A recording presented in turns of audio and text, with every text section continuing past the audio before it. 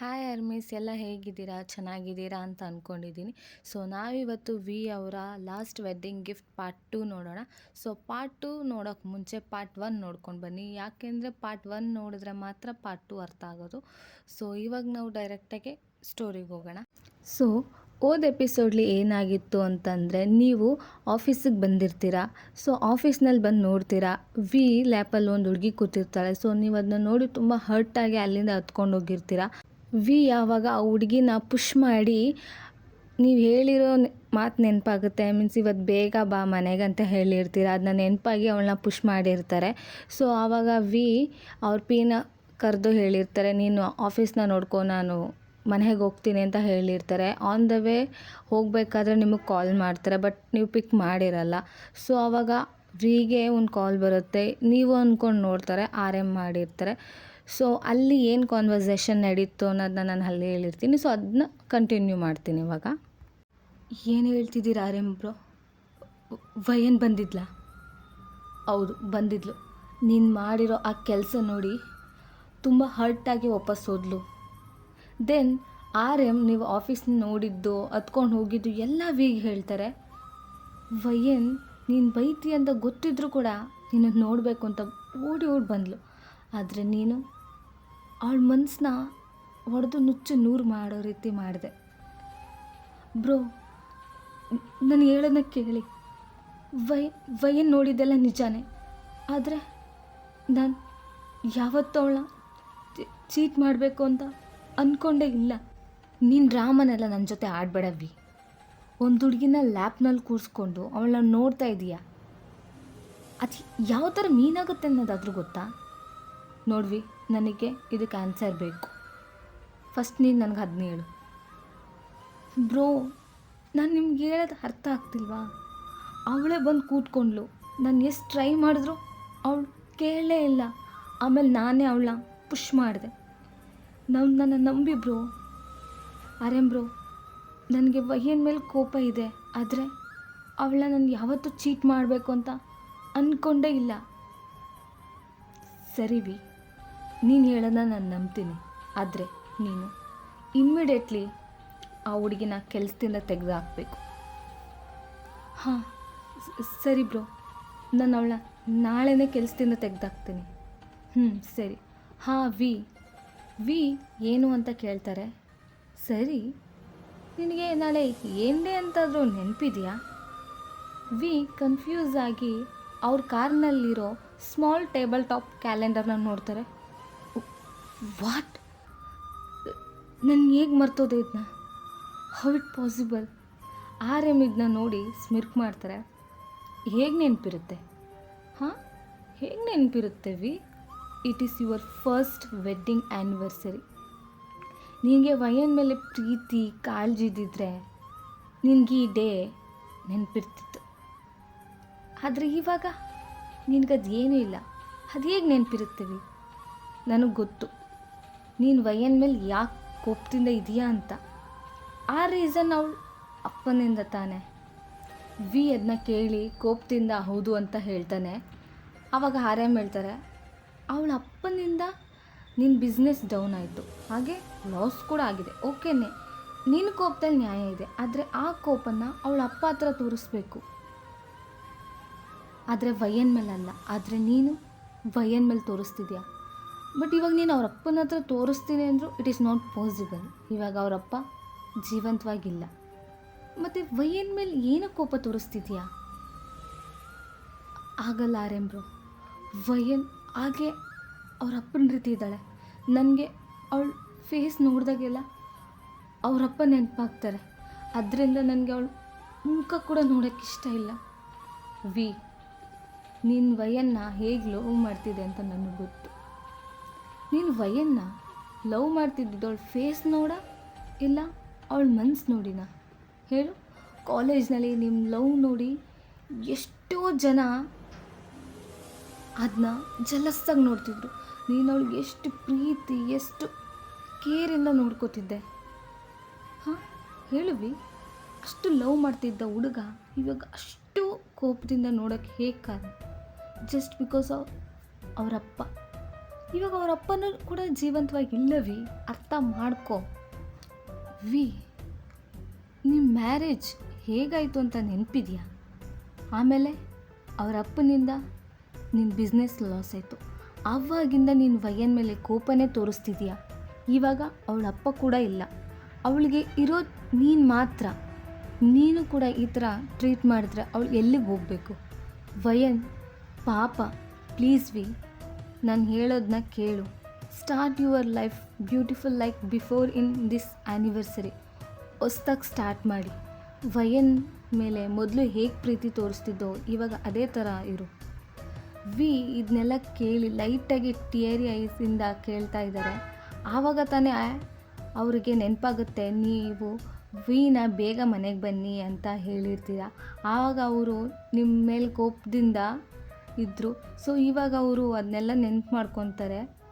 V ನಿಮ್ಮ ಮೇಲೆ ಕೋಪದಿಂದ ಇದ್ರೂ ನೀವು ಅದನ್ನೆಲ್ಲ ಮನ್ಸಿಗೆ ಹಾಕ್ಕೊಳ್ದೆ ಇದು ನಿಮ್ಮ ಆ್ಯನಿವರ್ಸರಿನ ಸೆಲೆಬ್ರೇಟ್ ಮಾಡಬೇಕು ಅಂತ ಅಂದ್ಕೊಂಡಿರೋದು, ಇದೆಲ್ಲ ವಿ ಥಿಂಕ್ ಮಾಡ್ತಾ ಇರ್ತಾರೆ. ನಿಮಗೆ ಎಷ್ಟು ಹರ್ಟ್ ಮಾಡಿದ್ದಾರೆ ಅಂತ ಅಂದ್ಕೊತಾರೆ. ಬಿಕಾಸ್ ಅವ್ರು ನಿಮ್ಗೆ ತುಂಬ ಅಂದರೆ ತುಂಬಾ ಹರ್ಟ್ ಮಾಡಿರ್ತಾರೆ. ಸೊ ಇವಾಗ ಬ್ರೋ, ನಾನಿವಾಗ ಹೋಗ್ತೀನಿ, ನಾನು ವಯನ ಹತ್ರ ಹೋಗಿ ಸಾರಿ ಕೇಳ್ತೀನಿ. ಈ ಆ್ಯನಿವರ್ಸರಿನ ನಮ್ಮ ವೆಡ್ಡಿಂಗ್ ರೀತಿ ಹ್ಯಾಪಿಯಾಗಿ ಸೆಲೆಬ್ರೇಟ್ ಮಾಡ್ತೀನಿ ಬ್ರೋ. ನಮ್ಮ ಲೈಫ್ನ ನ್ಯೂ ಆಗಿ ಸ್ಟಾರ್ಟ್ ಮಾಡ್ತೀನಿ.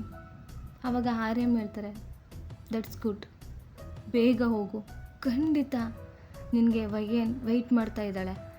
ವಿ ಸರಿ ಅಂತ ಹೇಳಿ ಕಾಲ್ನ ಕಟ್ ಮಾಡ್ತಾರೆ. ಕಾರ್ ಸ್ಟಾರ್ಟ್ ಮಾಡಿ ಫಾಸ್ಟಾಗಿ ಮನೆಗೆ ಹೋಗ್ತಾ ಇರ್ತಾರೆ. ಹೋಗುವಾಗ ದಾರಿಯಲ್ಲಿ ನಿಮಗೆ ಕಾಲ್ ಮಾಡ್ತಾರೆ. ಬಟ್ ಫುಲ್ ರಿಂಗ್ ಹೋಗುತ್ತೆ, ಬಟ್ ಪಿಕ್ ಮಾಡಲ್ಲ. ಅವ್ರಿಗೆ ಗೊತ್ತಿರುತ್ತೆ ನೀವು ಅವ್ರ ಮೇಲೆ ಕೋಪದಿಂದ ಇದ್ದೀರಾ ಅಂತ. ಸೊ ಕಾರ್ನ ಫಾಸ್ಟಾಗಿ ಡ್ರೈವ್ ಮಾಡ್ತಾರೆ. ಮನೆಗೂ ರೀಚ್ ಆಗ್ತಾರೆ. ಮನೆಗೆ ಬಂದು ನೋಡ್ತಾರೆ, ಮನೆ ತುಂಬ ಸೈಲೆಂಟಾಗಿರುತ್ತೆ.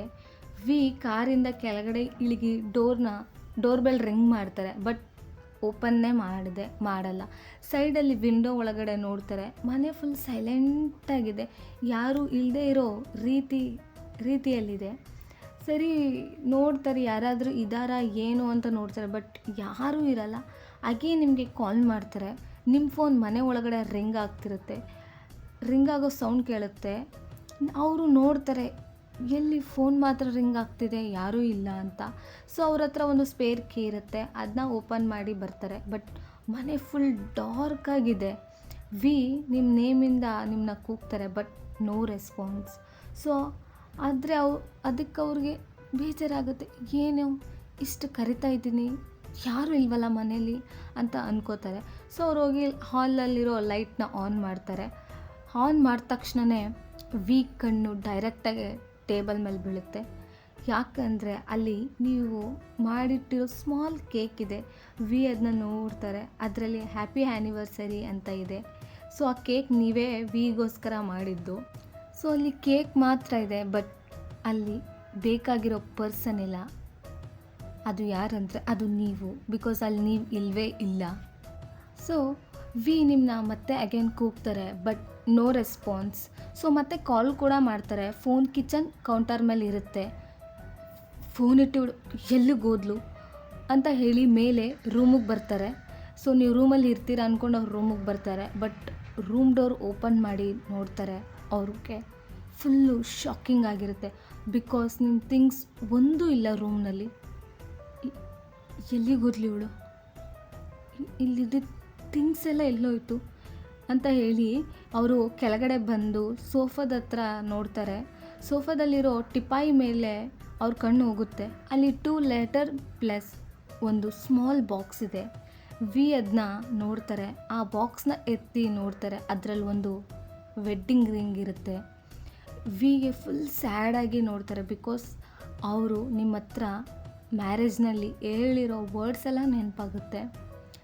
ನೋಡು ವಯ್ಯನ್, ನಾನು ನಿನಗೆ ಕೊಡ್ತಿರೋ ಬಿಗ್ಗೆಸ್ಟ್ ಗಿಫ್ಟ್ ಅಂತ ಹೇಳ್ತಾರೆ.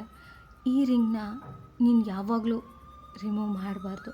ಅಕಸ್ಮಾತ್ ನೀನು ರಿಮೂವ್ ಮಾಡಿದೆ ಅಂತ ಅಂದರೆ ನೀನನ್ನು ಬಿಟ್ಟೆ ಅಂತ ಅರ್ಥ ಅಂತ ಹೇಳ್ತಾರೆ. ಬಿಕಾಸ್ ಆ ವರ್ಡ್ಸ್ ಎಲ್ಲ ಅವ್ರಿಗೆ ಮೈಂಡಲ್ಲಿ ಬಂದು ಸ್ಟಕ್ ಆಗುತ್ತೆ. ಇಲ್ಲ ಈ ಥರ ಆಗಬಾರ್ದು, ಈ ಥರ ಆಗೋಕ್ಕೆ ಚಾನ್ಸೇ ಇಲ್ಲ ಅಂತ ಹೇಳ್ತಾರೆ. ವಿ ಹಾಗೆ ಆ 2 ಲೆಟರ್ನಲ್ಲಿ ಒಂದು ಲೆಟರ್ನ ಓಪನ್ ಮಾಡ್ತಾರೆ. ಅವರು ಅದನ್ನ ನೋಡಿದ್ಮೇಲೆ ಅವ್ರ ಹಾರ್ಟ್ ಬ್ರೋಕ್ ಆಗುತ್ತೆ. ವಯ್ಯನ್, ಏನೇ ಮಾಡಿಟ್ಟಿದ್ಯಾ? ಹೇಗೆ ಮನಸ್ಸು ಬಂತು ನಿನಗೆ? ದೆನ್ ಇನ್ನೊಂದು ಲೆಟರ್ನ ಎತ್ತುತ್ತಾರೆ. ಅದು ನೀವು ಬರೆದಿರೋ ಲೆಟರ್. ವಿ, ನಿನ್ನ ಜೊತೆ ಇದ್ದಿದ್ದ ಡೇಸ್ನ ಯಾವತ್ತೂ ಮರೆಯೋಕ್ಕಾಗಲ್ಲ. ಆದರೆ ಈ ಸ್ವಲ್ಪ ದಿನ ನಿನ್ನ ಜೊತೆ ಇದ್ದಿದ್ದ ಡೇಸ್ನ ಮರಿಬೇಕು ಅಂತ ಅಂದ್ಕೊಂಡೆ, ಬಟ್ ಆಗಿಲ್ಲ. ಇದಕ್ಕೂ ಮೇಲೆ ನನಗೆ ಕಂಟ್ರೋಲ್ ಮಾಡ್ಕೊಳಕ್ಕಾಗಲ್ಲ ವಿ. ನೀನು ಯಾಕೆ ನನ್ನ ಈಗ ಟ್ರೀಟ್ ಮಾಡ್ತಾ ಇದ್ದೆ, ಏನು ರೀಸನ್ ಅಂತಲೂ ಕೂಡ ನನಗೆ ಗೊತ್ತಿಲ್ಲ. ಆದರೆ ಇವತ್ತು ಅದನ್ನ ನಾನು ಕಣ್ಣಾರೆ ನೋಡಿದೆ ವಿ. ನೀನು ಬೈದರು, ನೀನು ಹೊಡೆದ್ರು, ಅದನ್ನೆಲ್ಲ ಸಹಿಸ್ಕೊಂಡು ಇದ್ದೆ. ಆದರೆ ನೀನು ನನಗೆ ಈ ಥರ ಚೀಟ್ ಮಾಡ್ತೀಯ ಅಂತ ನಾನು ಯಾವತ್ತೂ ಅಂದ್ಕೊಂಡಿರಲಿಲ್ಲ.